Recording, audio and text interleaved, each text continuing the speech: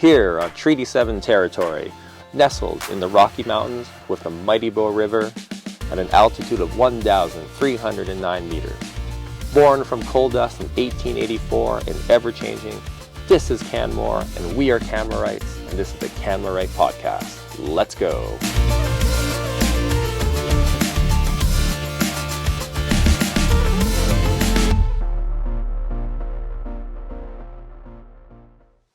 Hey everyone, it's me, Jeff Ma from the Canmore podcast, and I am here with the mighty Mayor Sean Krausert. I know, I called you mighty last time, and you still are. How are you, sir? I'm doing fine. How are you? I'm not too bad. You know, we're kind of tail end of January here. Lots of stuff's been going on. Town has been busy, very busy. But yeah, I wanted to kind of come back to a topic that I think has been on people's radar and off the radar and back on, and that's off-site levies. Yeah. And so could you explain to folks what off-site levies are? Because even though it's such a huge part of town and what it's like to live in Canmore, it's a big topic, not everyone really knows what they are. Absolutely. And you know what? That's understandable. Because sure. Unless you're a developer or involved with the municipality, you probably don't come across this ever. No. Off-site levies. Okay, so when development takes place, there are things that happen on-site with the construction and servicing and whatnot. But there are contributions made to infrastructure that's required off-site that will benefit that new development. And there has to be a contribution towards that so that growth pays for growth. Okay. So the way it works is that there are a number of projects in a town. It could be some water infrastructure, might be roads, could be fire department, those sorts of things. If they're coming up, you first of all list them. You put a budget number to them that is based on quality estimates. And then you divide the project into who is this benefiting. And if this is 100% benefiting new growth, then it's 100% paid for by the developer as an off-site levy. Sure. If it's benefiting existing residents, then if it was 100%, then it would be 100% covered by residents through like their utility bills. Yeah. Okay. And if it's a split, then you give part of it to the new growth and part of it to the current utilities. And that's how you split them up. And usually these things are calculated on a per door basis. Okay. So as a new development comes in, there's a certain rate applied. If they have 200 doors, that's that rate times the 200. And that's what they need to pay. And basically they pay it to the town to cover the cost, their share of the cost of those off-site infrastructure. Yeah, and like these off-site levies, they've been around in the province for a long, long time because this is how we actually like allow communities to grow and actually set the entire community up for success. Because if there's not a formula, if there isn't a framework, there isn't a system, then it could be really unequitable who is paying for what. Yeah, off-site levies essentially ensure that growth pays for growth and that current residents are not being burdened with paying for the infrastructure that benefits that new growth. Yeah. So really, it's a protection for current residents. Yeah, and I think when people say current residents, I think another word that gets shown up for lingo is like the word ratepayer. Yeah, ratepayer. And then they could explain to people like who a ratepayer is. Yeah, so everybody pays their utilities and utility rates. They are the ratepayers. So that's what they're typically referred to as the ratepayer. Yeah, so like you, me, taxpayers, we're ratepayers. We are ratepayers. Yeah, exactly. And then, you know, obviously because, you know, money is involved and this is sort of thing where these things happen on a continuum, you know, there's agreements that have to be in place to figure out how these off-site levies work. And so leading up to like the most recent stuff, how long ago was our prior off-site levy agreement set up with development? Yeah, so coming into this whole round of updating our off-site levy bylaw, we were updating the 2020 off-site levy bylaw. And something people may know, because they may experience it themselves, is through COVID, there has been a rapid change in prices. Yeah. Exactly. And so a lot of the projects that were priced for that 2020 bylaw would have been based on prices sometime before 2020. Yeah, so not even 2020 pricing. This could be like well before that. Yeah, exactly. And so we knew come about 2022, the 2020 bylaw A, the prices were too low. And so the amount that we would collect from a developer would have been too low. Exactly. And therefore, when those projects come to fruition, they would be cost whatever they're going to cost, and that would mean that the ratepayer would have to cover a lot more than what would be normally their share. So one, the prices are out, and two, we knew with Three Sisters, ASPs and whatnot being approved, that additional infrastructure is going to be needed. And so the number of projects in the 2020 off-site levy bylaw were insufficient. So we had to adjust it for the number of projects and the new New pricing, yeah. Because I think one thing that shocked me when I got on council for the first time in 2021, you go to these budget cycles and we start learning about, oh, this is a capital project, this is what it costs. And like really, a lot of times it actually wasn't what it costed. That was the prediction. And then, we put these projects out to bid, given all the crisis of supply chain, staffing, all that sort of stuff, labor. These projects on the whole, I think typically most of our capital projects in the new reality since 2020, the prices just escalated. Yeah, we had to go back and reprice a lot of them. Yeah, but just reflects the current reality of where we are. Yeah. And so obviously these things can be a little contentious going back and forth, like how much do you have to pay, how much we pay. And there came a point where I think we had to actually, council had to make a pretty tough decision at one point. And could you explain what that was about? Yeah, so like I said, in 2022, it was known we needed to update our bylaw. And so for the next couple of years, there was some back and forth between the municipality and the development industry because they want to make sure that they're not paying more than their share. Totally fair. And the town is there to protect the ratepayer. The developers industry is there to protect the builders.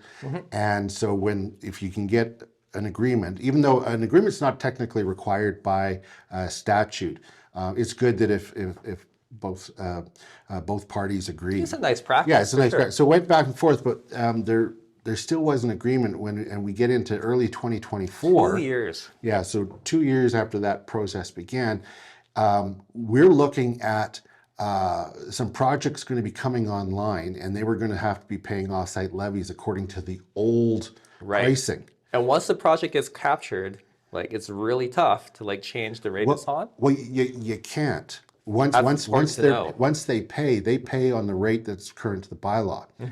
Now, if later that project gets updated, you can't go back and collect more. There's no clawback. Yeah, you can't go back and collect more from the developer. Now, if they happen to pay more, they do get a refund. So it does work only to the development industry benefit in that regard. But we knew some projects were coming on, and that there would be millions of dollars that would not be captured under the old bylaw. That would be actual costs, and they would fall to the ratepayer. Yeah. And so council, even though there was not support by the development industry, we had to make the calculated decision For sure. to approve a bylaw, even though we knew that some parts of it were not accepted by the development industry, and we knew that there was a high likelihood that the bylaw would be appealed. For sure. But we had to do so in order to protect the Canmore ratepayers. Yeah, and then, so we did an analysis, council did a big huddle, and at the end of the day, we came up with a new bylaw. And really, by passing that bylaw, could you put a sticker price on the amount of money we actually saved the ratepayer?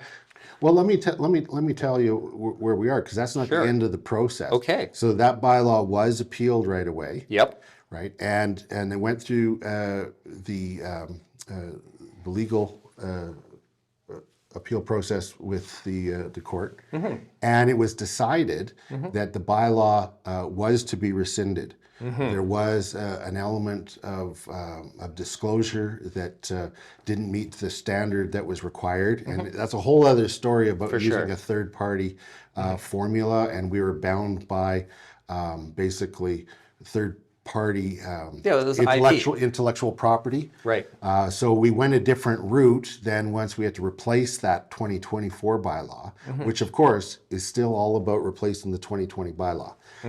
So then we get into 2025 when the decision's made.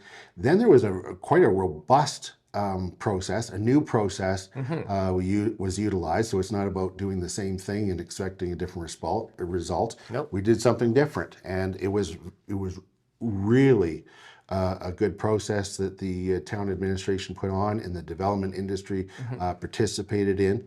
And at the end of the day, all parties were in agreement that the new revised bylaw Yep. that would replace the 2024, which ultimately replaces the 2020, was at the right spot. We're in a better place. It landed in the right spot. So what we did essentially is in 2020, we had so many projects at this price. Too low. 2024, we expand the projects and they're at this price. Okay. And we captured that. And then 2025, it came down a little bit, the amount that the developer has to pay. Right. But at the end of the day, what we ended up doing was the 2025, it's 2025, but it was passed in 2026, bylaw, they replaced the 2020, captured $60 million to the benefit of the Canmore residents. For sure. And when you think $60 million divided by a regular population of 16,000 people, that's a lot of money spread out over a long time. It's a lot of money that that whole process Affordability, huge. ends up saving the ratepayer. Now, I was really disappointed because the story that came out, because this is a long process. For sure. But the whole thing was about replacing the 2020 bylaw, and where we landed, because the one in the middle didn't count because the court said it had to be done over, where we landed was $60 million to the benefit of the Canmore taxpayer. But the reporting, both by two great organizations, CBC and the Rocky Mountain Outlook, they missed the story. They compared the 2025 to the 2024 and said that there was $9 million that was moving from the developer plot to the Canmore residents. But that's completely erroneous. Look at that Because story. it makes it look like the ratepayer lost out. Both those bylaws were intended to replace the 2020. And where we ended up, because there was a little bit of back and forth, is that the developers had to pay more than they were having to pay in 2020. And the Canmore residents were protected for $60 million that they otherwise would have had to have paid had we not updated the bylaw. Yep. So at the end of the day, in the synopsis, we defended the ratepayer. We defended the fact that we wanted to maintain affordability as best as we could for residents. We captured $60 million of project money. Yes, we did have, at one point, we had to pay back a little bit because we over collected according to how the courts appealed it and set it up. But that's fine, because we can't go back. But that's going to come back to us another day. Yeah. Because there was a change in mapping, there was a change in rate per doors, there was an increase of the number of doors. So that money that was sent back, it's actually just going to come to us again in the other day. So that's a red herring, right? As far as being a story. Yeah, and also I think the other part that I thought that was pretty interesting you brought up too, by going through the whole process, not only did we save the regular Canmore taxpayer a lot of money, we embarked on a process that was contentious at times, but working with development, we were actually able to come to a point where both industry and admin felt like, hey, this is good. And that's huge. That relationship piece is huge. That's huge. When looking to pass an off-site levy bylaw, that's traditionally what I look for. Is I look for administration recommending it and the development industry saying we're good with it, right? So we didn't have that in 2024. We had that in 2020, and we had that with the bylaw that was just passed. And really, that speaks volumes of the efforts that town administration and the industry put in to work together. And I think that it was a good process overall, and it came out with a great result. So boom. So moving on from that topic of off-site levies, trigger warning, let's talk about another hot topic. Let's talk about paid parking. Yeah. So, I think in our recent committee of the whole meeting, there was some information brought up about paid parking. In case people didn't really follow that, what's going on in the world of paid parking in Canmore? Well, the simplest description is that we're changing providers. Right, exactly. Right? So the current software provider, new one. Yeah, and that's going to have some impacts that people will feel. Now, it's not going to require you to re-register and get your residential permit pass again, because that's all going to be transferred to the new provider. You will need to go to a different app, okay? And the app is... Pay by phone. Yeah, pay by phone. Yeah. And that's going to start in the coming months. There'll be lots of notice of when it starts. And the other change people will notice is that they won't be able to do in 15-minute increments. Right, 30 minutes. 30 minutes. Yeah. But the data also showed that a very significant number of 15-minute increments ended up being extended. It would just bump up. Yeah, people very rarely just, stuck with their original 15 minutes and it bumped up.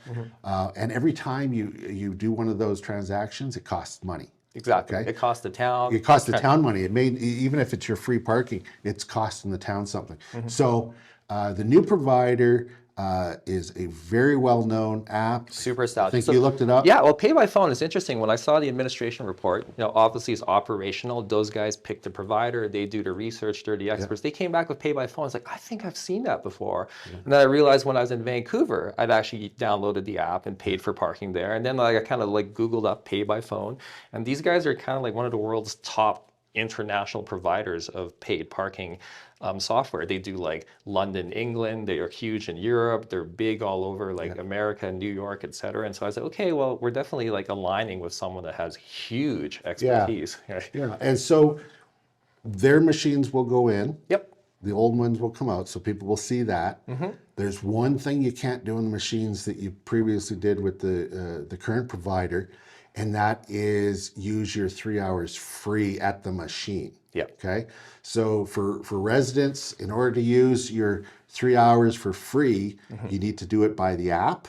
Yep. Or you need to call. There's a number you can call. Pay by phone. Yeah. Yeah. Or you can come to the Civic Center. So I think vast majority of people will probably do it by their app. It's very easy. It's the way I currently do it, and it takes seconds, and you're done.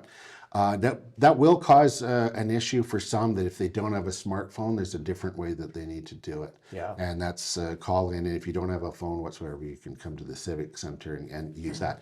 But I'll let you know why that can't be accommodated at the machine, is that most providers don't have that as an option. That's not a feature set. Because, what we did is very unique. That was actually something that was an add-on and a build that actually was expensive and not the easiest thing to do, because Canmore and Banff, we provide our residents with 3 hours free parking, but that's very unusual. 100%. Most municipalities don't do that. You go to Vancouver residents do not get 3 hours of parking. Exactly. In Kitsilano. And so that's why it's not part of the standard mix. They will be able to do it as part of the app, but they can't do it on their machines. Yeah. And so that's part of the cost-benefit analysis that administration did, and then even though that wasn't provided, the new provider is still going to be much better for us from a cost and implementation of paid parking. Yeah, and I also think one of the things too, the current software we've been using, I think was a great start as Canmore dipped its toes into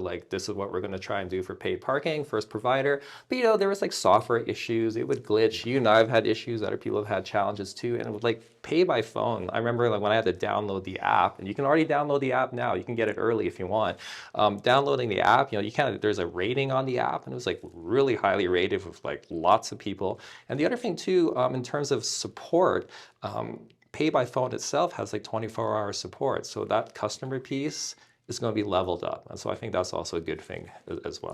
Yeah, exactly. So all in all, it's an operational decision. Council doesn't decide about our existing provider or the new provider, but we've been kept informed so that the public is kept informed. Yep. And I think that once the people switch over to the new app, everybody will be able to operate it really easily.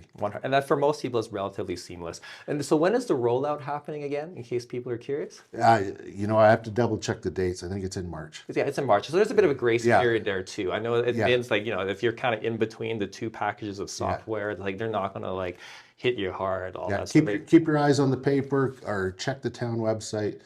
Because all the information will be provided there. And so just know it's coming. You don't need to do anything just yet. But there will be. You'll notice the machines being changed out if you're regular downtown.